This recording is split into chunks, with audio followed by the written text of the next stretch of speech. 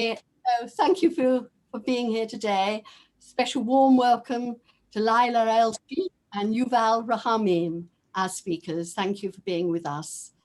And of course, Daniel, my indispensable helper, who's been with me here from the beginning. Thank you for being here too. So for those of you who are new to TalkMatters, I'm Jenny Nemko, the founder of TalkMatters, and we've been going for about 7 months now. And this last year, with the awful pandemic, it's been incredibly sad and it's been a very difficult year. But one positive thing has come out of it. I've been able to do something I wanted to do for a long while. I've been able to try to interest as many people as possible, people who are often skeptical in the cooperative initiatives that enable Israelis and Palestinians to meet and talk together, to be able to showcase the important work that's happening and that is essential alongside policy changes for a better future for the area. And that is what TalkMatters is all about, supporting people to talk and to understand each other's personal and national narratives a little bit more. Today in the UK, it's National Holocaust Day. And today is about bringing people together to remember and learn about the terrible happenings in the Holocaust. Also a time to look to the future. And this evening, we have the opportunity to hear about the Family Circle, a joint Israeli-Palestinian organization made up of more than 600 bereaved families, every member of which has lost a loved one in the conflict and has chosen a path of reconciliation, not revenge. Before I introduce you to our speakers, just a little housekeeping.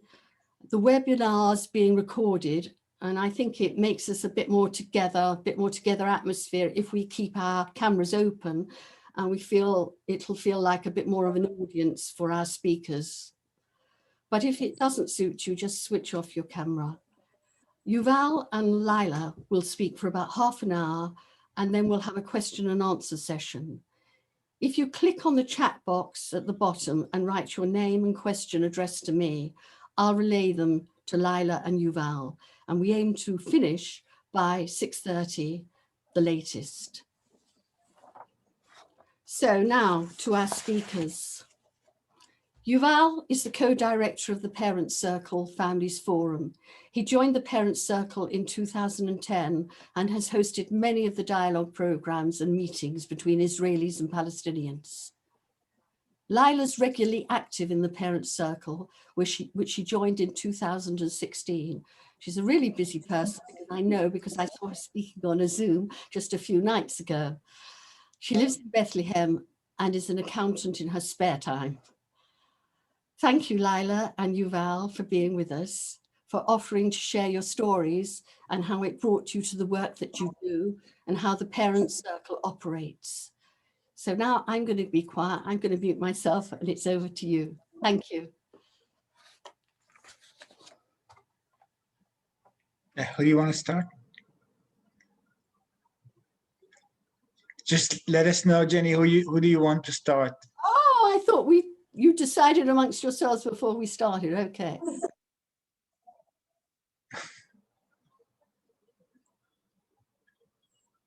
I know we have not. I think you should start first. Yuval, why don't you go ahead? Yuval? You want me? Okay. Right. Okay. So first, thank you, Jenny, for inviting us and for creating this space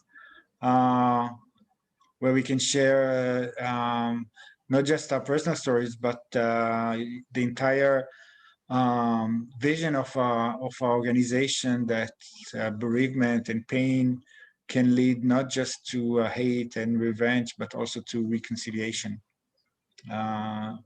which is the core value of what we're doing. So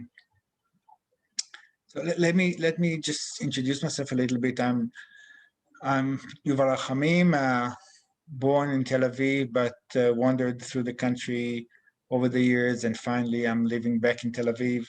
I have 3 kids, grown kids, of course, and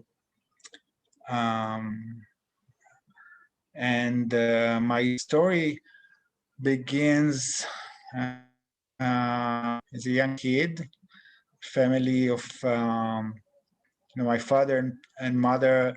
They were not born in Israel. They were born. My father was born in Turkmenistan and my mother in Georgia. They came up here as kids, and then they got to know each other and they got married. And I was the third after two daughters. They settled down in the Sharon area, not far from pretty much in the center of Tel Aviv. We had a farm, a small farm, raising strawberries. And it was a pretty happy family as much as I can recall. I had a very solid and happy childhood. I was a good student. And I'm talking about 67 when the tension between Israel and its neighbors began to rise again. In my education, the values were like Israel is a small country surrounded by enemies, striving struggling to survive and seeking peace with its neighbors. Small country and not very strong, and we felt very threatened and menaced by the calls from the other Arab states to destroy Israel and that we do not have the right to be here. But we maintained the feeling that we have all the right to be here and we really wish to have peace with our neighbors. That was the education I got. But at the same time, the state was called to defend itself. And my father, he was 41 years old, was part of the reserve. He was not a soldier, but he was called about a month before the war. Like most of men in Israel, most of the men were called to the reserve units. And in the cities and towns, we remained children and women to take care of the business of the families. My mother was pregnant at the time. I was hoping to get a brother because I couldn't support the fact that I only have sisters. But at the time, you could not tell what's inside.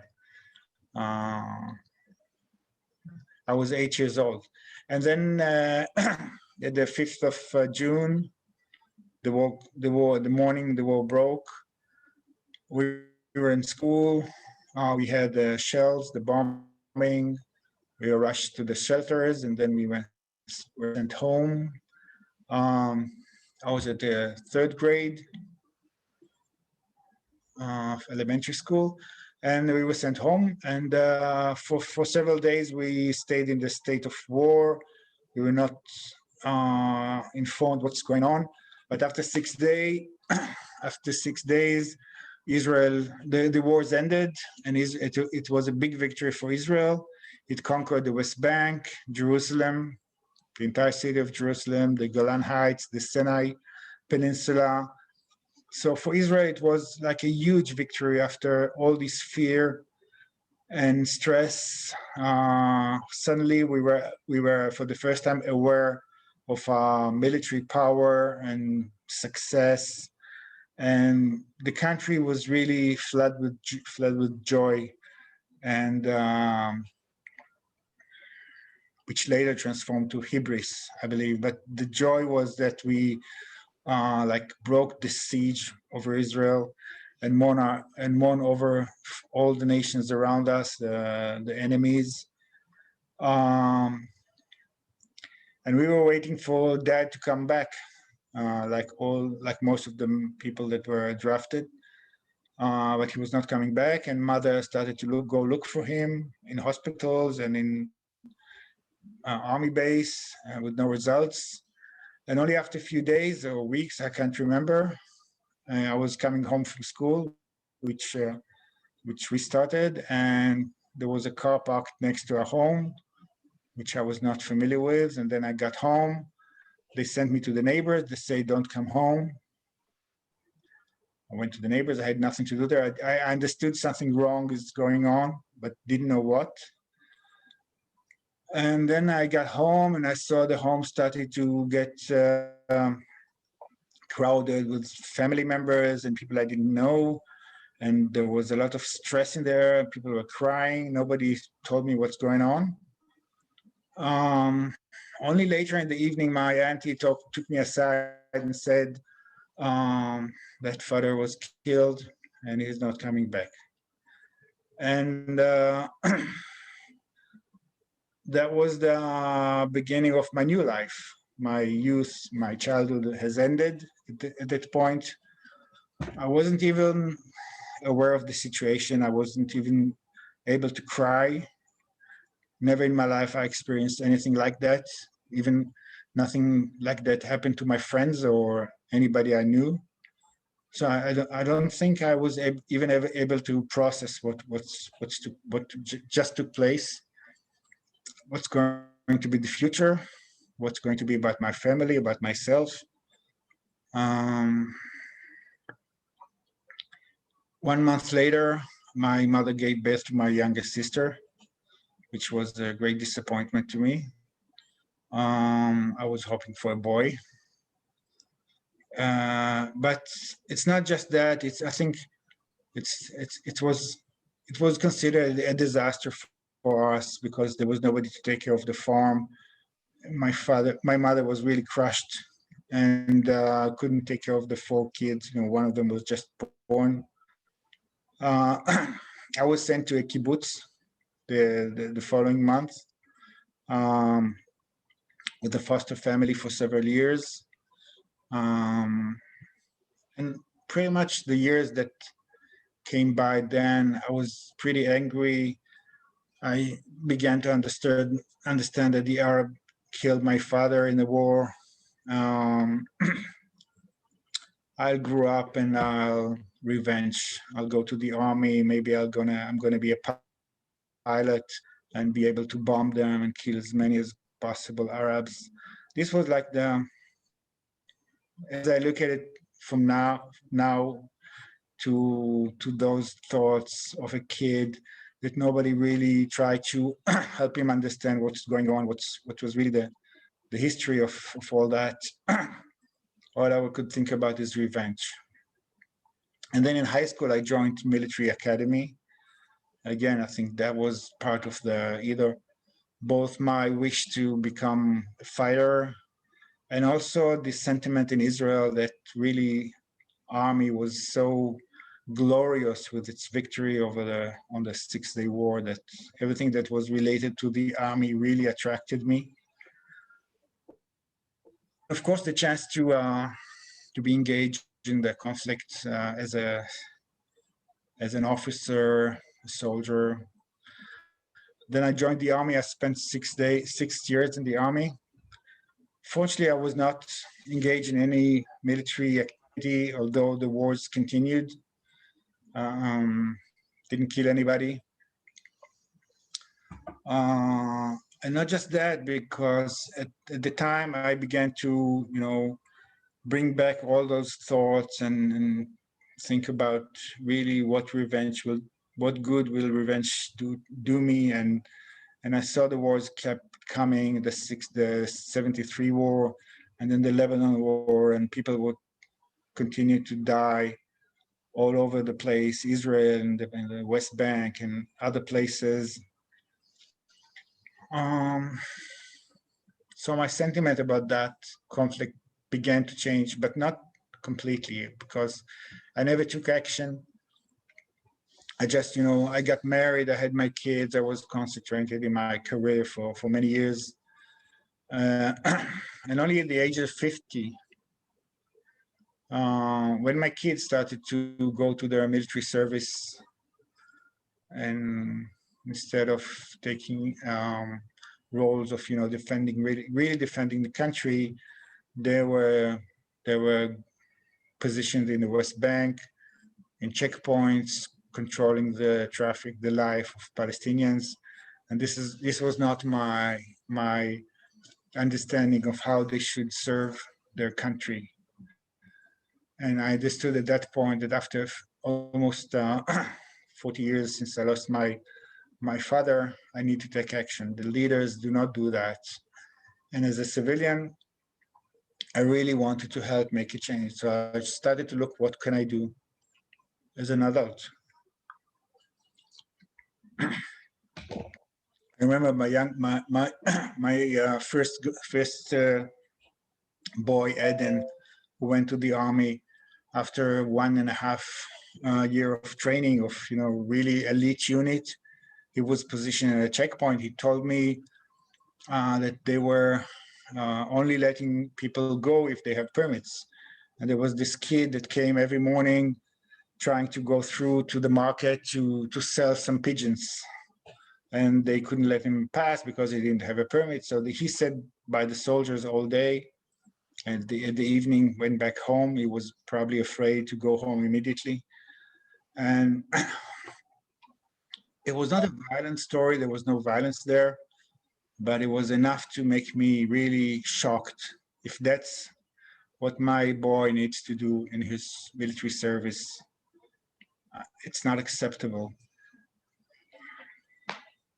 It really was the trigger for me to start being active. And years after, when I told him that, his story over that weekend really changed my position and my mind. He was not able to even remember what he told me or what he was doing. They are so putting that behind them because there's nothing that can explain or justify what they're doing, and they're just trying to forget those young soldiers.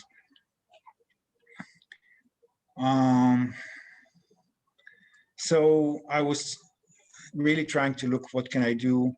And I joined, and after some research, I discovered about this organization that was already there. And I joined as a member. And I found people there, Palestinians and Israelis. For the first time, I was meeting Palestinians that went through the same story, the same pain and transformation of understanding that revenge will not take them anywhere, will not ease their pain. But all they can do is to make sure, or trying to make sure, that other people will not have to go through the same process and the same pain. And together, we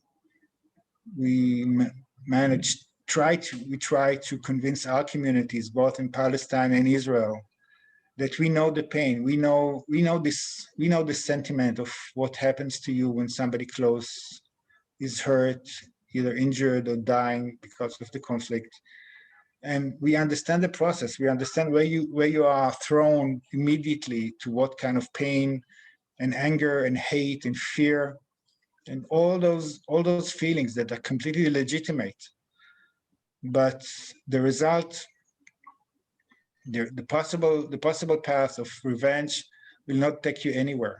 The only way to process this pain and to make it something useful or something positive for your life is to really go through the path of forgiving and reconciliation.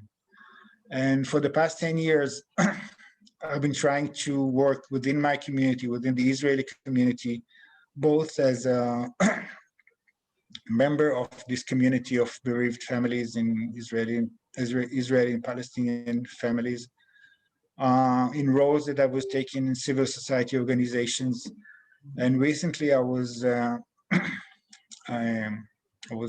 elected to direct, together with my Palestinian partner, to jointly direct this organization, which I'm really honored and privileged to do, because there are hundreds of extraordinary people that were able, like me, to transform their loss into something constructive to help take all of us in this region from our long path of 100 years of conflict and death and destruction to a better future. So I guess you may want to ask some questions later on, but let's hear Laila, my sister, which I encountered for the first time in one of the seminars that I was engaging. I was facilitating, and she went directly into my heart, and as I'm sure she will go into yours. So thank you for listening.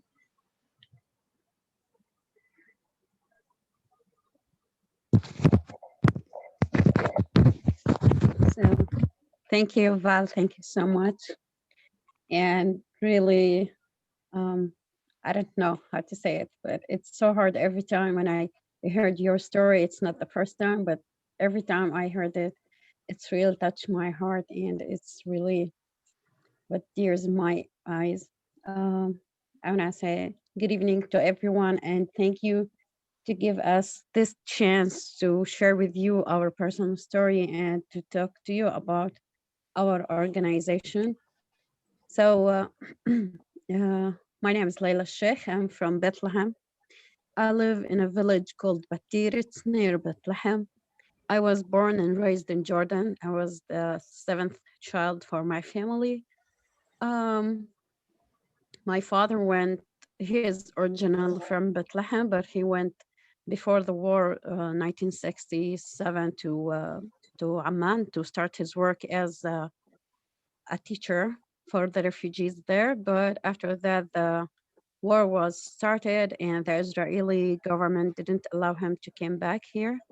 So he stayed in Jordan, and me and all my brothers and sisters born there, and we were educated there, and our life was very normal. There's nothing was unique in it. The only thing that was unique that I have my twin brother, and we sometimes make few problems to my father and to the neighbors. But we were love that life, and everything was normal until I finished my study in accounting and business in Jordan, and I met my husband in Jordan. So in 1999, I came to Bethlehem to get married. For every Palestinian who born outside Palestine, it's a dream come true to come back here and stay here. So the first year was amazing. Everything was unique. I started to visit everywhere, and I was really very happy to be here. After 1 year, we have our first daughter. We named her Yara, and we were so happy to have our own family. But unfortunately, after 2 months, the second uprising was start, and that was um, a disaster for me because it was the first time I live in this kind of circumstances, and I was hoped that this will be end so soon. But unfortunately, every day it's become much harder, and the situation become much more complicated. But for me, I wasn't care because I was said, okay, I will take care of my husband, my daughter, and this is all. But after this, the Israeli government take a decision that they didn't want to give me my Palestinian ID. So that meant that I couldn't go freely from place to place and I couldn't visit my family in Jordan. But I was think it's okay. I will take care of my family until I could see or go back to visit my family in Jordan. After 1 year, we have our second child. He was a boy. We named him Qusay. We were much happier because our family become bigger and we have our planning and our family and this new life. But unfortunately, this happiness was in 11th of April 2002. 4 o'clock in the morning, my son, he became at that day 6 months old, and he woke up and he was in a very critical condition because that night the Israeli soldiers came to our village and they threw tear gas, and he smelled some of it and he became very sick. And that time the medical treatment wasn't good enough for his case. So in the middle of the night or 4 o'clock in the morning, he was very sick. So we tried to take him to Bethlehem, but the Israeli soldiers stopped us and they said, it's a military zone, you can't enter. So the second chance was to take him to Hebron because it's the next city to Bethlehem. But again, the Israeli soldiers said that the main road is closed. You can't go. So the only chance was to take him through many villages. The road will be rough and long, but it was our only chance to take him to Hebron. Between two villages, we find another checkpoint for the Israeli soldiers. They stop us. They try to search the car. They start to ask my husband, my father-in-law about their identity. So my father-in-law went and talked to them because he was the only one who speaks Hebrew. And he told them that our son in a very critical condition and he should be as soon as possible uh, inside the hospital, but they asked him to stay in the car until they finish what they want to do. Every minute was so hard for me to look to my son between my arms, and I feel hopeless. I couldn't do anything for him. So I was thinking to take a risk, and that risk was to go to talk with those soldiers because if they find that I didn't have my Palestinian ID, they will maybe send me to jail or send me back to Jordan, and I will never see my children again. But at that time, I wasn't care about myself. The only thing that I was care about is my son and how could I help him. So I went to talk to them, and they start to laugh and they ask me to stay in the car until they allow us to move. We stay inside the car more than 4 hours, and you could imagine how much that was so hard for me to feel hopeless and you can't do anything for your son. After these 4 hours, they allow us to move. So when we arrived at the hospital, it was too late. And the doctors said to me, if he will stay alive after 48 hours, he will be handicapped. At that moment, I was really become very angry and very sad. And I felt that the hospital crashed upon my head. I didn't know what to do, start to cry like crazy. Then a few minutes later, they took him to the intensive unit care and they didn't allow us to see him.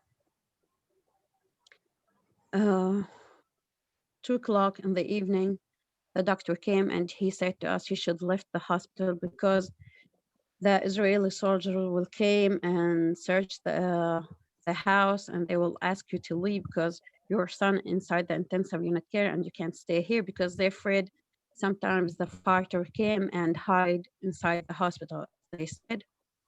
We begged the doctor to stay, but he said you should leave because this will bring problem even for me. So I asked him to see my son, and he said, you have just 2 minutes to see him. Don't touch him, don't kiss him, don't do anything because his condition is very bad. So I just look at him, say a few words for him, and left. And my heart was really broken. How could I leave him alone inside the hospital and go back? But I couldn't do anything. This is the only thing that I could do. So we arrived the house in the evening. Immediately I went to the house of my family-in-law because they were the only one who have phone. At that time, we wasn't have cell phones like today. So I pick up the phone and start to talk to the doctor, and he started to explain for me his condition and how much it's so hard. Um, so I start to understand that he want to tell me something, but I don't want to believe him. So I asked him to repeat his word again, but I didn't understand. So I asked my husband to come and talk to him, and I asked him to let the speaker on.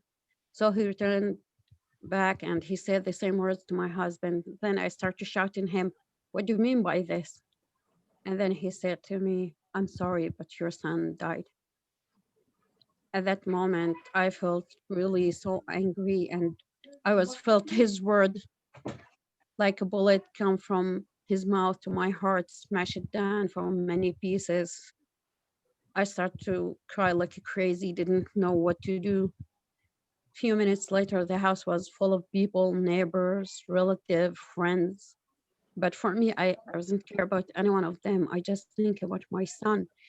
And then I start to convince myself this is dream, and I will wake up again, and I will go to the hospital and bring my son back, and he will be better than before. But unfortunately, that wasn't a dream, that was the truth. At the middle of the night, I was very tired, and I put my back to the wall, and I was slept maybe for 5 minutes.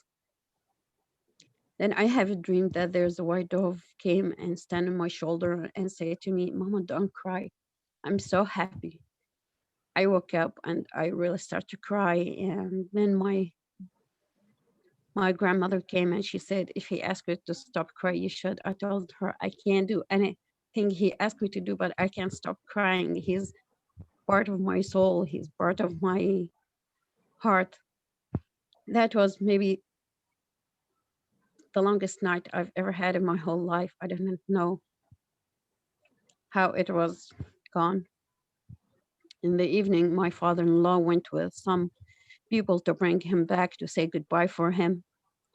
Until the moment that they bring him and put him between my arms, I was still thinking that they lie and he's still alive and he will be in a good health. So when I take the blanket off, because I was miss him so much, I wasn't far away from him since he was born. So since I take the blanket off, he was very blue. And as I always do when I hold him, I try to kiss him in his cheek and put my cheek in his cheek. But that moment was totally different because for the first time I felt that I kiss a frozen rock. Immediately I hugged him so tight because I was thinking maybe some kind of miracle will happen and he will go back to life. But the only thing was happened that they take him away from me, and I didn't see him from that moment. Yeah, sorry. From that moment, our life became upside down. Everything was changed. Everything was. Sometimes I try to find words to explain, but sometimes I feel that I can't really find words to explain my feeling. I was felt of anger, felt of hatred to every Israeli, because for me, every Israeli was responsible about the death of my son. Because I always think that the Israeli soldiers always said that when they try to kill any Palestinian or take him to jail or do anything, that the he maybe threw stones or maybe he tried to snipe some Israeli person, but my son was just 6 months old. So what is the crime that he've done? So the only crime that he've done that he's a Palestinian. That was stuck in my head for more than 16 years. At that moment, I wasn't think of take revenge because I think revenge will never bring anything back. But at the same time, I was take a decision that I didn't want to talk to any Israeli person. And after the death of our son, my husband started to convince me to have another child. But we always fight about this, and for more than 3 years, I was refused. Until one day, my doctor told me, "Why you didn't want to have another children?" I told him, "Why I will have them if they didn't die when they are children? Even when they grow up, they will maybe go to jail for the rest of their life, or they will be killed because they will be and somehow part of this cycle of violence."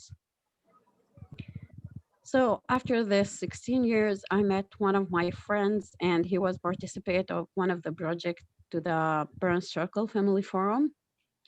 And he called me and he started to talk about the forum. And I I told him, "Please stop. Are you crazy? I may be the last person that you should to talk to him about this." And he said, "No, because I know you. I talked to you about this." I tell him how, and he said, "I want to ask you a question. Why until now you didn't tell your other children about what happened to their brother?" I told him because I didn't want to lose any one of them. I didn't want them to be want to take revenge and I will lose them. I lost one of them, and that was much more than enough for me. And I tried to protect them all these years. And he said, And maybe this will be a good chance not just to protect your children, maybe other families and other children. In the beginning, I wasn't really convinced. I said that he's crazy. And he called me maybe every 2 days, 3 days. And once he told me about the conference in Bethlehem, I will bring both sides together and they will start to talk. And I said, okay, just to make him stop calling me. And then at that day, I was think to find an excuse because really I wasn't think that I want to go there. And he called me and he said, I'm in the car waiting for you because I know that you tried to find excuse because you didn't want to go. And I say, oh my God, he will never go away until I really go with him. So we went there. In the beginning, they were just Palestinian. I went there and start to say hi and start to talk to them. 5 minutes later, the Israelis start to came, and when they enter that room, I start to feel that there is something in my chest start to ache me, and I was stand and I want to leave that room. Then my friend told me you should stay and listen to them, and after that decide what do you want to do. So I said okay. So it was the first time I saw both sides. They start to hug each other and kiss each other like not just a friend.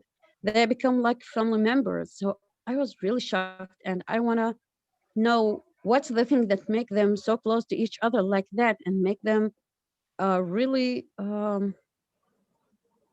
friends. Or so I sit there and start to hear them speaking, and it was really the first time I looked to them as a human like me, not as enemy. When I start to hear their stories, and I felt that we share the same pain, we share the same tears, and we lost our beloved ones, and that's the most hardest thing happened to anyone. So from that moment, I decided to participate in one of the project to know much more about the forum and to know about the Israeli. So I participate one of the project called Pearl Narrative Project, and one of the activity was to sit with Israeli women and start to talk about something happened during the conflict. So it was the first time I speak about my son and what happened to him.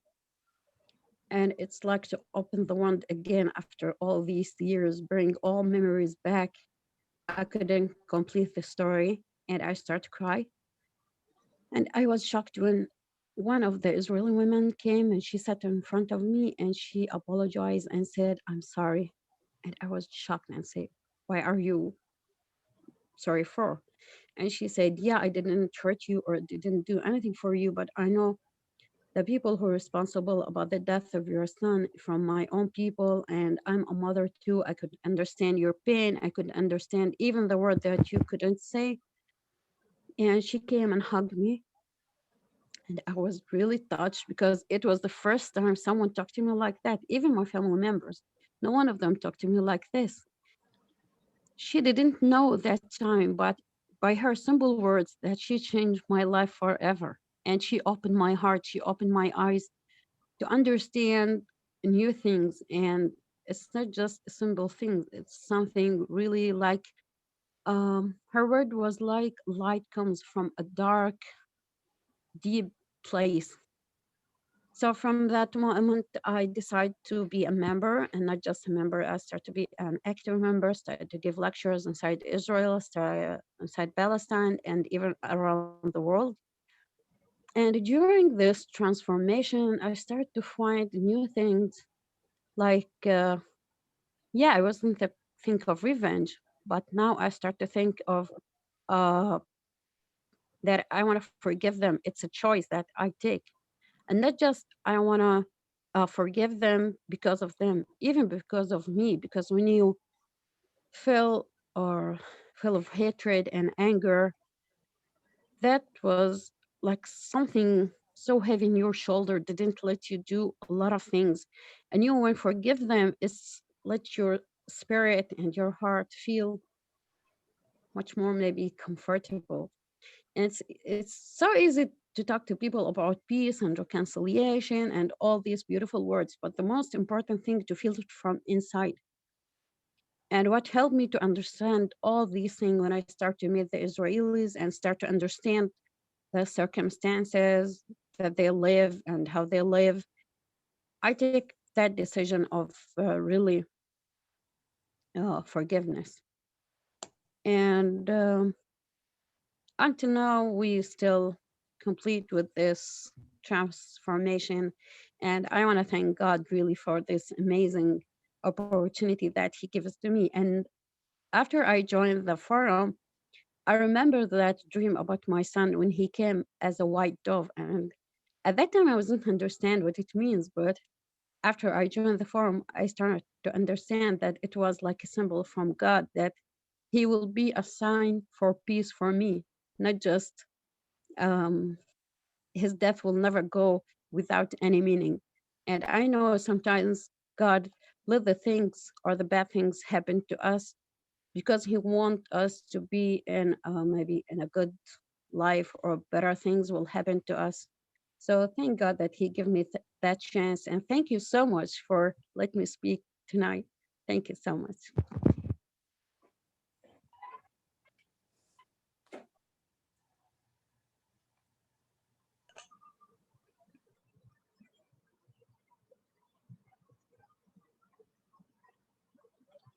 Jenny, you are muted. Okay. Thank you. Thank you. Thank you so much, both of you, for sharing that and for opening your hearts to us. And I appreciate how difficult it must be. And thank you. We're now going to take some questions, and I suggest that you write whatever you want to write into the chat box, and I will relay your questions either to both our speakers or to one or other, whatever you want. I would like to get going actually and start the questions by asking about the kind of work that you do in the parents circle right throughout the year. What are the things that you are aiming at? And I know for Yuval, it's you're in a new position as co-director. So what are you aiming at? What are you doing? And what are you aiming to do? Perhaps I could ask you that, Yuval. Thank you. Right. What we know now is that uh, with all that we went through, the members of the Parent Circle Families Forum are the lucky ones that have the chance to engage with each other. Most Israelis and Palestinians just don't know the other side. They have only information coming from the media and from the leadership, and it's very biased, of course, to each side's narrative. But we know the truth. We know that on the other side, there are people just like us that suffer from the same fear, anxiety, and distress that is coming from the, ongoing conflict. We are privileged in Israel because we have a much better situation. We are the stronger player in this conflict. We economically, socially, militarily, we are really the powerful player.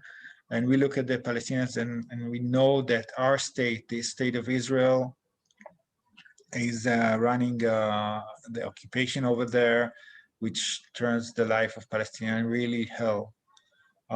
So what we're trying to do in the organization, in the forum, is to educate our societies that first we must know the other much better, that the pain on both sides is the same. It's not that the other is the devil and we are the angels. Both sides are victims and both sides are enemies. And we must speak in order to break this wall. And there are chances of, better life for everybody on both sides. So that's the vision. But in practice, what we're doing is working in several domains. First is the community of bereaved families on both sides to create opportunities for meeting and sharing and discussing things together. It's really hard to do right now because of COVID and because the borders are closed. Palestinians are not allowed to enter Israel for these kind of activities. Some workers have the permit to come into Israel, but most Palestinians, uh, anyone who does not have a working permit cannot come to Israel. So meetings, physical meetings between Israelis and Palestinians are impossible for a year now.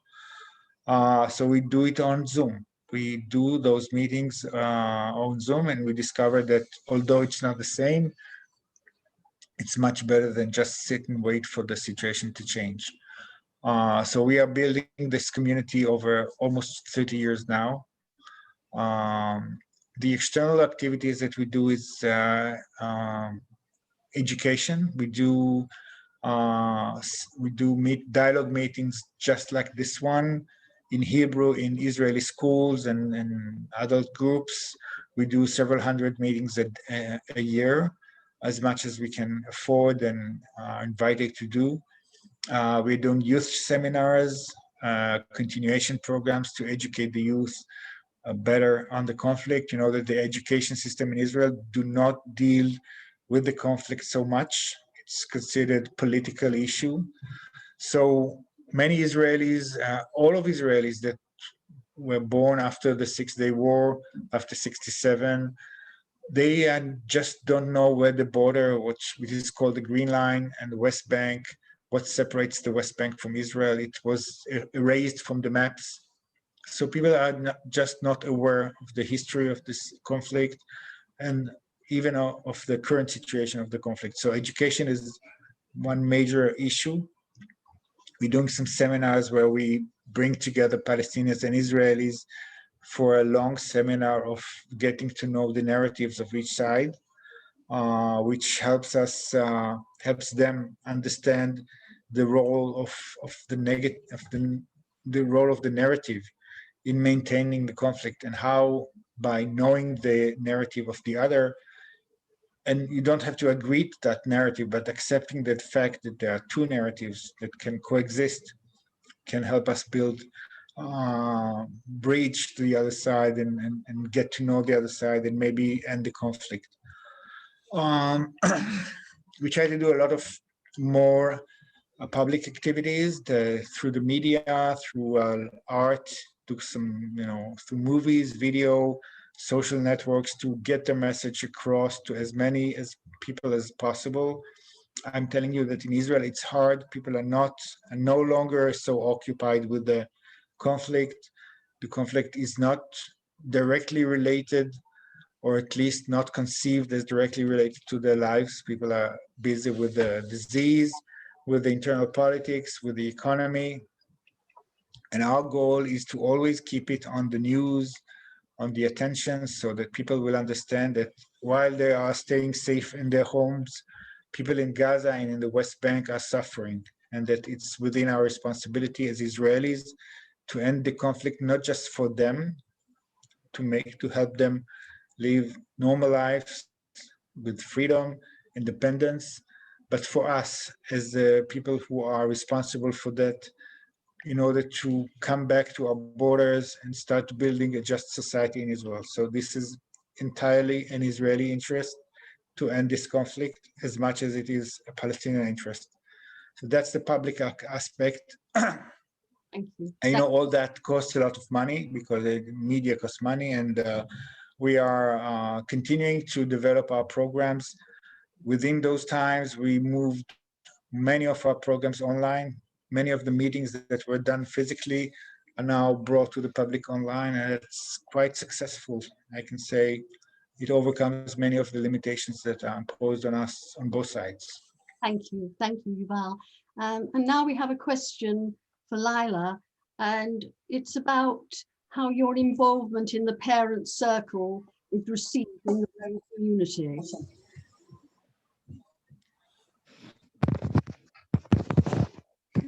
Sorry about that. I didn't hear you. Want me to say the question again? Yes, please. Thank you. It is about how your involvement in the parent circle is received in your own community. Okay. So in my family here in Palestine, my husband, my family-in-law, they encourage me a lot because they saw how much I changed for better. Because before that, I was always angry and I always sad, and most of the time didn't want to leave the house. I just want to stay with my family.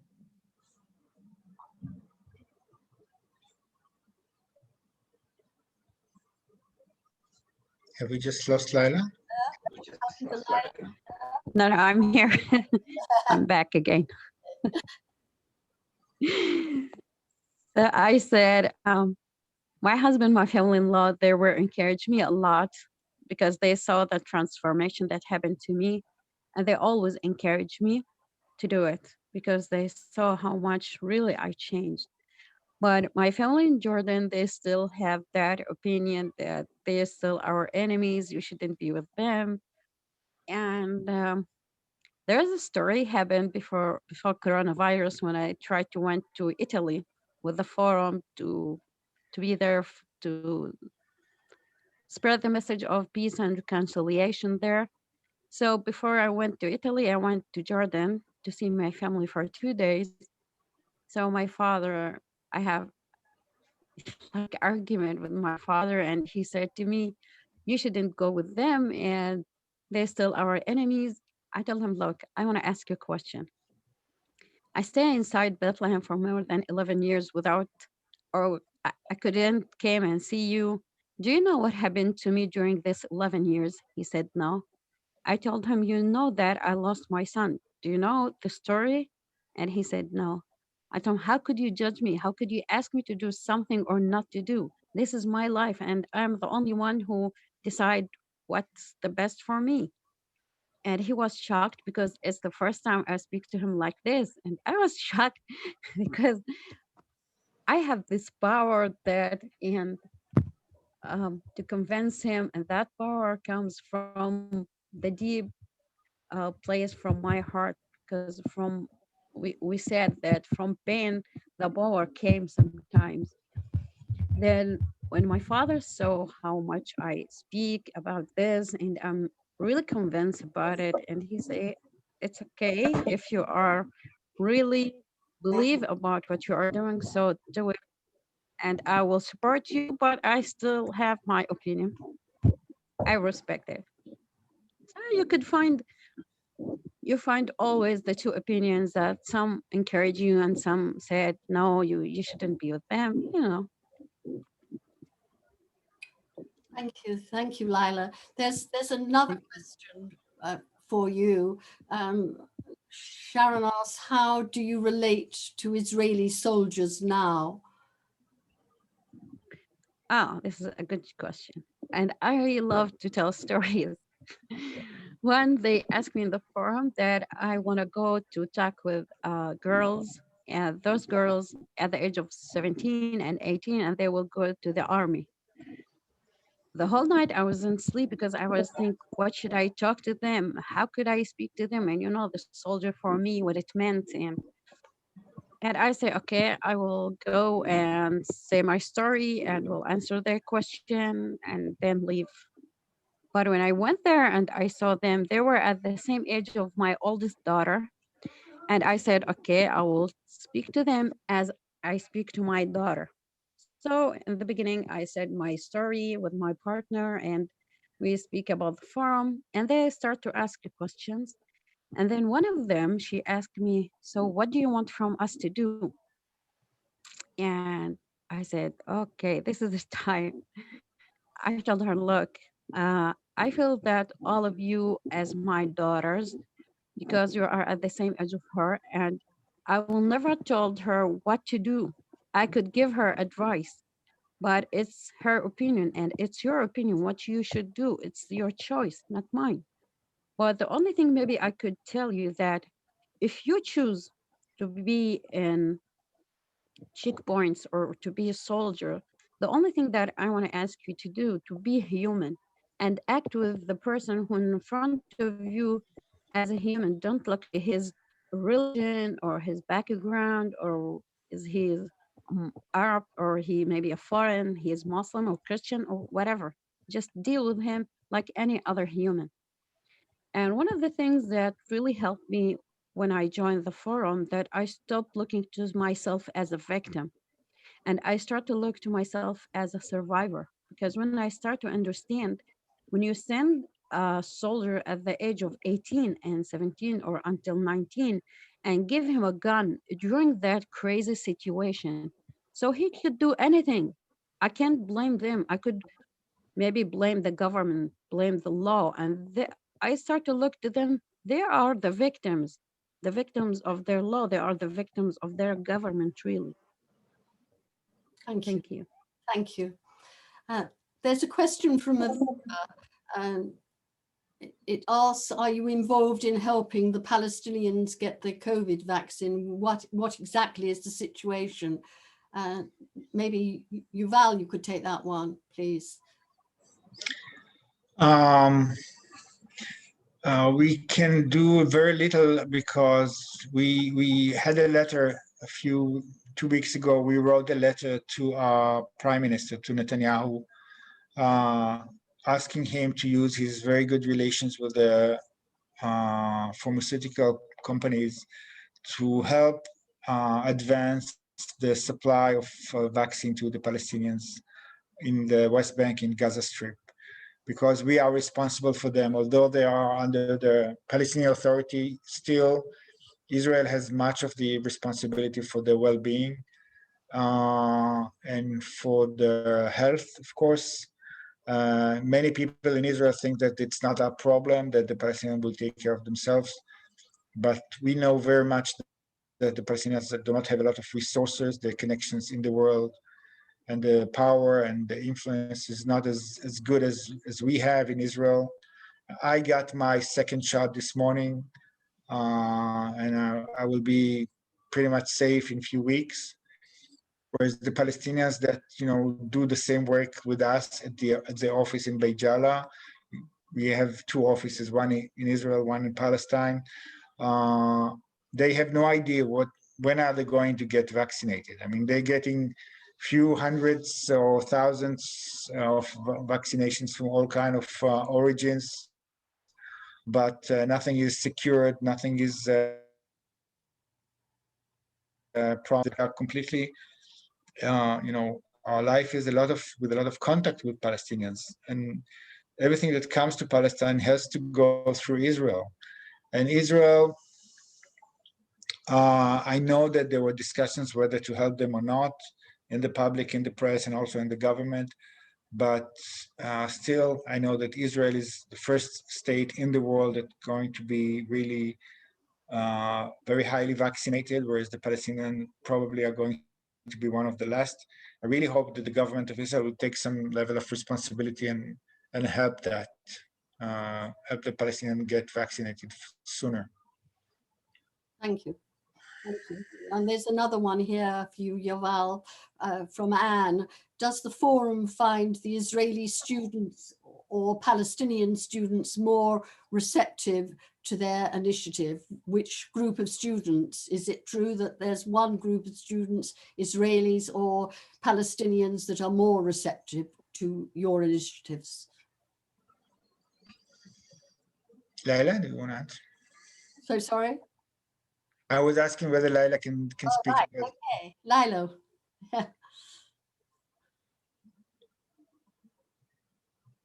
Sorry, I didn't hear because my daughter was gaming. You want me to give She you the was speaking question to again? me. You want me to say the question again? Yes, please. Okay, and it's, does the forum find the Israeli students or the Palestinian students more receptive to your initiatives? Mm. Mhm. We have a lot of freedom in Israel to speak to students in high school. I think this still, and although Minister of Education has a lot of make many attempts to stop us from even getting to schools, we still have some independent schoolmasters that help us going into school. So at least we have the chance to speak to high school students, and for some of them, it's the first time they ever meet a Palestinian. So we know that many of them, after this session, after this dialogue meeting, they start to explore what can they do to change their to explore more. I remember one of the sessions I had a few years ago. After the dialogue meeting, after the session like this, which was in a classroom, it's like the 12th grade, the year before they joined the army. One girl came to me after the lecture, and she asked me about my transformation. She reminded me that I was talking about the transformation that I went through as a child, as an adult, as a young man, and she asked me to explain to her exactly how did this transformation occur. And I was not giving her any answer, but I was asking her why she's asking that. And she said, a friend of mine was hurt in a terrorist attack in Netanya. And I decided that I would join the army, to the most violent unit of the border guards. It's called Magav in Israel, where they really hire, they also recruit girls to as combatants, because she thought that was the best way for her to engage in physical contact with Palestinians and to really take revenge of the friend that she lost. And she said to me, by listening to your lecture of both of you, I decided to change my request and not to join this unit. And that really gave me some kind of understanding of how deep our sharing is going when young people hear the stories of Palestinians and Israelis, the human stories. So I guess everybody has it's very personal. And Laila, would you have, I mean, I know that in the West Bank you do not go to schools, but you do meet students, right? Yes. We are not allowed to go to schools inside West Bank because the government didn't give us chance. But we still do it. Like we ask them to sometimes to go to the houses or to meet them in other places and start to talk to them. And we sometimes are shocked that they have strong, really questions, but we try to answer all them their questions. But we always told them we are not experts, but we are talking from our heart. We are the people who suffer a lot, and we are the people who think that we have this responsibility to change the future for them.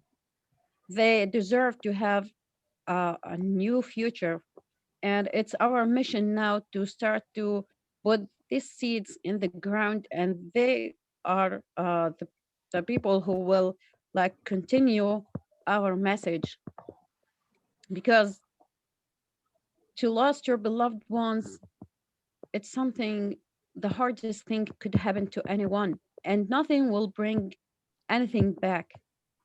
And if some people think that revenge will give them feeling of comfortable, I don't think so, because when they do that, they will find lately that this is the worst thing happened to them. And sometimes when we, as I said, when we were felt of hatred and anger, we didn't realize a lot of things around us. Like uh, as a Muslim, and we have Quran, there is a scripture in Quran said, you can't judge the whole people because of mistake of one person. So I was think, oh my God, that was in front of me. I couldn't realize that sometimes the thing become in front of us, but because the anger close our heart and our mind to understand other things.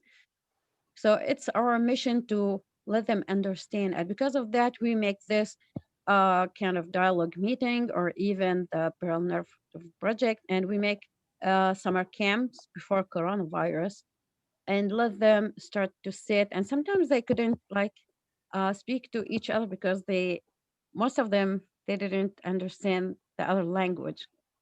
But just when you bring both of the sides and give them a ball and they start playing with each other, even if they didn't have a language to communicate with each other. And this is so amazing that the children have this ability to understand sometimes, I think, much more maybe than the adults. And this is what we try to do to talk to this new generation because they will continue our message. Thank you. Can I ask you about the summer camps? Is it that the Palestinian children go and into Israel for the camp, or are the camps separate? How does it work? Can you repeat I that? think maybe Yuval could. She asked about the summer camp, how it's happened. Oh, we try to do it every year for 5 days. Bring about 30, between 20 to 30 Israelis and 20 to 30 Palestinian kids to a summer camp. It's taking place in Israel most of the time. We hire kind of a resort, and we have facilitators that are trained, and we have translators. But the thing is that you see that the first day when they came by bus, they come to the resort. They feel a lot of there's a lot of anxiety and fear from each other. The groups are separated. They hang with their own people. And by the fifth day, when they need to go back home, it's like hugging and kissing, and they cry. They don't want to leave each other. They exchange phone numbers, and they set up their own WhatsApp groups, and they continue to communicate over time. And after and year after year, and then they become facilitators for the next generation. So it's really amazing to see how this transforms those kids and how they allow them to build confidence that things can change. I'm sure that they are the great ambassadors after that. Unfortunately, this year we could not bring them together. It was very painful because some of the participants of last year wanted to come this year as well. We were not able to facilitate this year. Really hopeful that this year, we will be able to do the summer camp again. Thank you. It's an extraordinary experience. Thank you.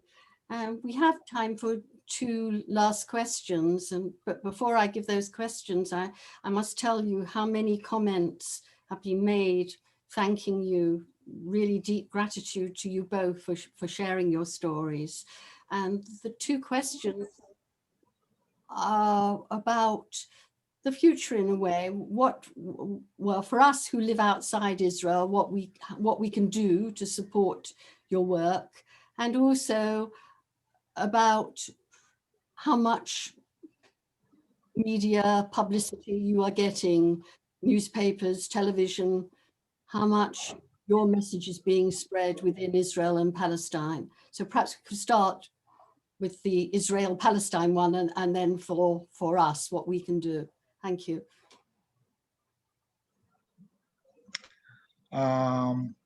We plan to become much more public because of all the restrictions we are having now. This year, the plan for next year is really make an extensive use of media. Unfortunately, the press in Israel is not really keen to show peace talks and people sitting and talking peacefully. That throwing rocks and setting fire is much more sells much more airtime on TV and much more attracting for the news. So we're trying to create events. For example, this day today, I don't know if any of you Jewish people, that there's a Tu B'Shvat. It's the holiday for the trees. It's a Jewish traditional holiday for the trees and for nature. And we celebrate this holiday by planting trees every year. So this year we decided to plant olive trees on both sides in memory of 10 Israelis and 10 Palestinians who died in the conflict. And we really wanted to use this as some kind of public event because we could not bring the people to actually participate in the planting because of restrictions, but we did do a short clip of video and press release for the media to share this event, because this is something that we can do even with the condition and with the separation and everything. We try to do activities like that that will show that there are human beings on both sides. That it's hard for Palestinians to accept Israelis, it's hard for Israelis to accept Palestinians, and we struggle with that because often people just don't want to hear, because after so many years of conflict, Israeli side, it's people are used to that. I know that in the UK you haven't had any war for a long time. In Israel, it's a daily issue. It's something that happens all day. So people are just conditioned to live in a conflict situation. And when they hear about somebody who tries to make peace, it sounds like, something really strange. This is a situation, we know how to live with that. And we try to struggle with that and really create attention, draw attention to things that we do to the other side, bring the voice of the other side through our channels to our side. My community, the Israeli community, do not know the Palestinians. And every time that we bring a Palestinian voice to Israel, it's shocking for them because they believe they are, savages, animals. Only terrorists come from that other side. And I guess for many Palestinians, they have the same sentiment about Israelis, that Israelis are just soldiers or settlers because they don't know the common Israeli. So we must be very, very active in the public side, in the educational side, and really hope this year we'll be free to do more of that. Thank you. And for us here in all the country, in America, Switzerland, UK, how can we help? Spread the word, invite us to more talking opportunities like that. We are glad to do that in every occasion. In your communities, with Zoom, there are no more borders. We can do that everywhere with large audience, small audience. You can go to our website, see what engagement opportunities we have, contribution, registering to our newsletter. And really, if you have any political influence over your leaders, let them know that there are no good and bad in this conflict we have. We are two nations who are lost with poor leadership that do not know how to sit down and solve this conflict. So if we need anything from foreign governments, is to really force the Palestinian and Israeli leadership to just sit together and once and for all end this conflict. Thank you. Thank you for a really inspiring, touching experience and sharing everything with us this evening, and for answering our questions so directly as well. I want to mention Colin McCann. He wrote a book called A Paragon that weaves together the stories of two great friends of the parent circle. I no doubt Lila and Yuval will know a lot about this.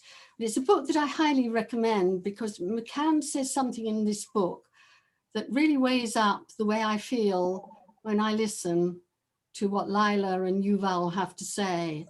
And he talks about being thrown off balance. But he says that that's a good thing, that at one level, we must surrender to the confusion and the complexity of the political situation, but that's not to say that we mustn't know each other. And he says, if we don't know each other above the ground, we'll know each other below the ground.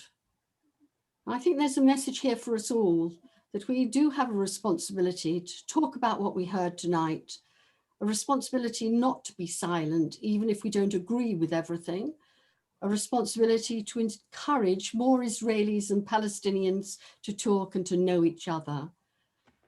And when you start to talk, you aren't an enemy anymore. So thank you, Lila, Yuval. We really appreciate the work you're doing. Thank you for the strength you give us today to spread your powerful message. Thank you to Daniel for once again being a star with all the technical stuff.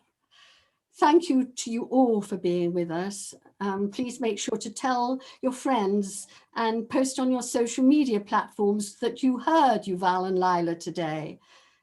Please support the Parent Circle and Talk Matters. Join our mailing lists and help us to reach out to many more people. Thank you all so much. Enjoy your evening, and most of all, keep safe, keep well. Thank you. Bye. Bye-bye. Thank you so much. Thank you, Lila. Thank you, Yuval. Great audience Me and Daniel. tonight. Lots of. Thank you, everyone. Thank you so much. Well, Daniel's going to close.